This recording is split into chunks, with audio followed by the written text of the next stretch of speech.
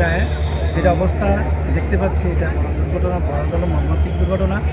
এটার জন্য প্রথমে হচ্ছে যে এই গেটটা যদি বন্ধ থাকতো তাহলে হয়তো বা এই দুর্ঘটনা নাও হতে পারত, কিন্তু গেট খোলা ছিল, গেট ছিল না, বা ডিউটি ছিল না, কী ছিল তার অসতর্কতার কারণ, তার দুর্বলতার কারণ বা তার অনুপস্থিতির কারণে আজকে এই পর্যন্ত আমরা খবর পেয়েছি 13 জন লোক এ পর্যন্ত এখন থেকে লাশ পাওয়া গেছে।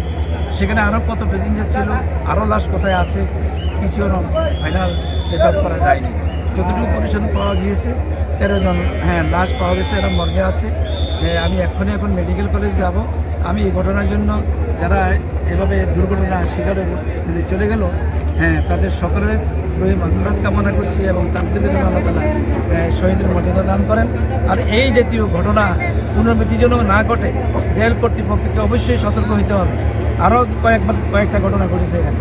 রেল কর্তৃপক্ষ এই ব্যাপারে সিরিয়াস হওয়া, সতর্ক হওয়া এটা জরুরি, এবং আমাদের বিশেষ করে প্রশাসন সহ সকলের উদ্যোগটা আরও জোরালো হওয়া প্রয়োজন। যে 12 জন লাশ রয়েছে, এই 12 জন লাশ তাদের পরিবারের হাতে পৌঁছে দেওয়ার জন্য, তাদের এলাকায় পৌঁছানোর জন্য জামাত ইসলামী দায়িত্ব পালন করেছে। ইতিমধ্যে আমাদের ফ্রিজিং অ্যাম্বুলেন্স সহ 12টি অ্যাম্বুলেন্স রেডি করা হয়েছে।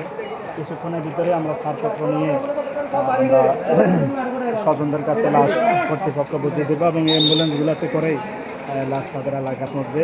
আমাদের এই নিহতদের ভিতরে চুয়াডাঙ্গা, যশোর, ঝিনাইদহ সহ উত্তরবঙ্গের বেশ কয়েকজন রয়েছে। তাদের জন্য আমরা লাশবাহী ফ্রিজিং গাড়ির অ্যারেঞ্জমেন্ট করেছি। জামাত ইসলামের সম্পূর্ণ অর্থায়নে অ্যাম্বুলেন্সে করে আমরা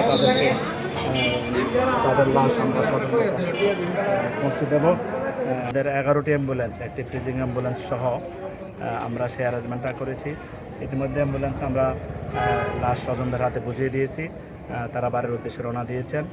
আমাদের পথের খরচ সহ এবং এইখানে প্রসেসিংয়ে যত খরচ আছে, টোটাল ম্যানেজমেন্টটাই বাংলাদেশ জামাত ইসলামী কুমিল্লা মহানগর উদ্যোগে আমাদের আমিরে জামাত ডাক্তার শফিকুর রহমানের নির্দেশে আমরা সেই কাজটা করেছি।